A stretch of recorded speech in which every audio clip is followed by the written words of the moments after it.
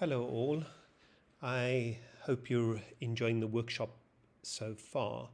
We're fast approaching the end of the first module, so thank you very much for the rich and thought-provoking content so far.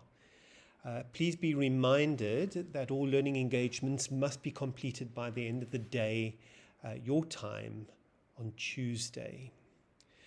When completing the learning engagements, please take note of the time allocation for each learning engagement. These are suggested time allocations, but you should think about using the suggested time to interrogate the relevant IB literature, as well as develop in-depth and thoughtful responses that are required for each of the learning engagements.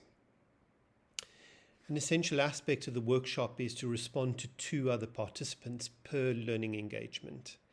The feedback component for each learning engagement is helpful in terms of enriching and extending the workshop discourse for all the participants. In terms of providing feedback when you respond to 2 other posts, the extended essay guide provides a helpful framework for providing feedback. So when providing your feedback on the 2 forum posts per learning engagement, this might be a good opportunity to use or consider this framework and model good feedback and practice.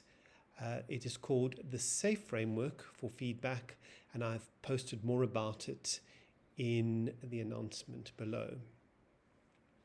In terms of Module 1, there are some excellent insights and essential understandings about the nature of the extended essay and its place within the diploma program model. So thank you very much for that. Robin highlighted process in her very reassuring post and indicated that a well-conceived EE process alleviates anxiety and reassures students. In this regard, it might be worth explicitly making students aware from the outset that the extended essay focuses on process and not on product. The iceberg model has been suggested to summarize the EE process. The focus on process is also very relevant to the coherence of the core. It is worth highlighting that the core components develop reflective skills in slightly different ways, therefore supporting students to build and cultivate a wide range of transferable skills and thinking skills. TOK, for example, focuses on developing metacognitive reflection, whereas CAS develops effective reflective skills, and the EE focuses on developing reflective skills linked to process. The power of the core components is that they enable authentic opportunities for reflection, which is very much the focus of Learning Engagement 3. Maxine signposted international mindedness. It is important to point out that the extended essay helps students to develop an awareness of issues of local and global significance. And this links very well with concepts of international mindedness, or as it's conceptualized in the mission statement as intercultural competence.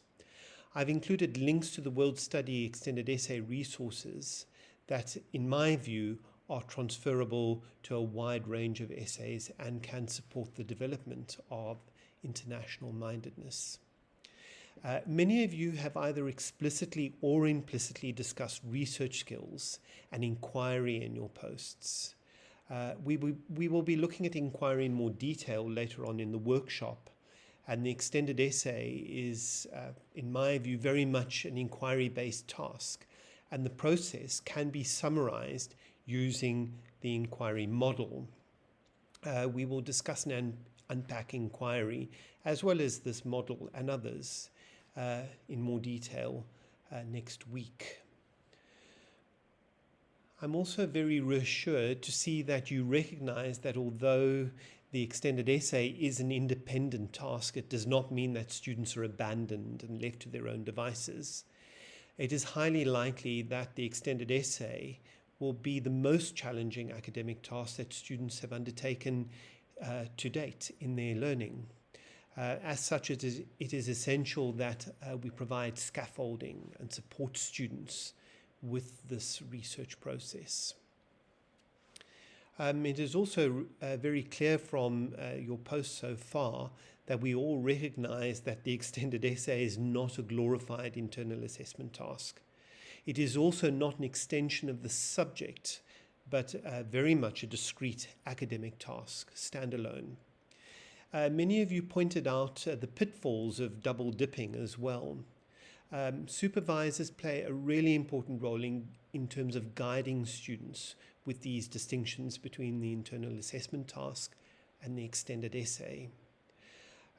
EE supervision is therefore a high-stakes undertaking because not only does an unsuccessful EE result in a failing condition, but it is also going to result in a failing condition if academic misconduct is detected.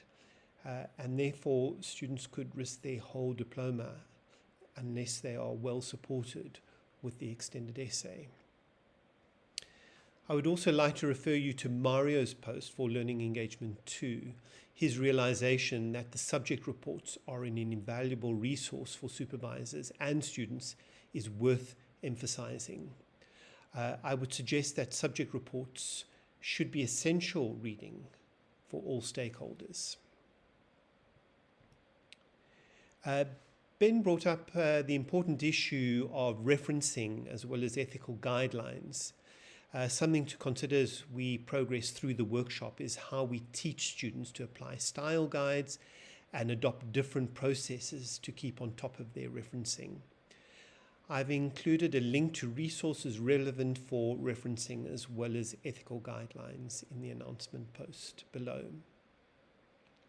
Also, please see Ben and Anku's teaching resources linked to reflection for Learning Engagement 3, as these are excellent examples.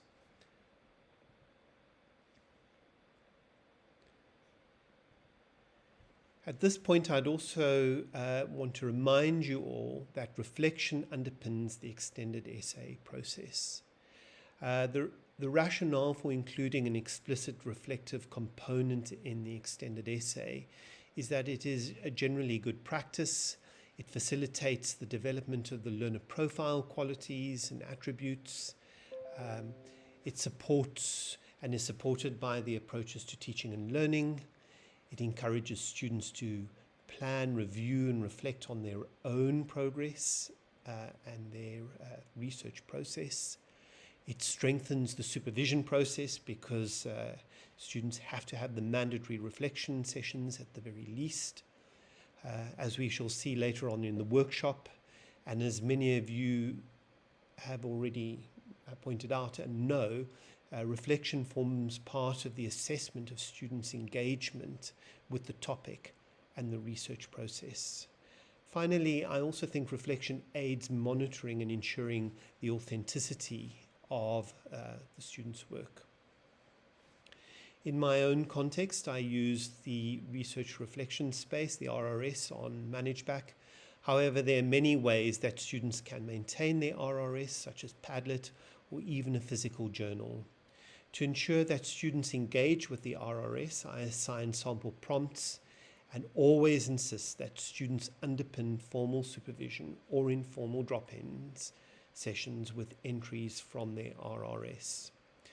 A simple task I also use in lessons or with whole cohorts is to prompt discussion about reflection and its role in the extended essay, is to post 2 starters on butcher's paper or whiteboards that students should complete with post-it notes. The 2 starters are reflection is and reflection is not. Their job is to complete these starters. Their responses then form the basis of a discussion and a consideration of the nature of reflection in their learning journey.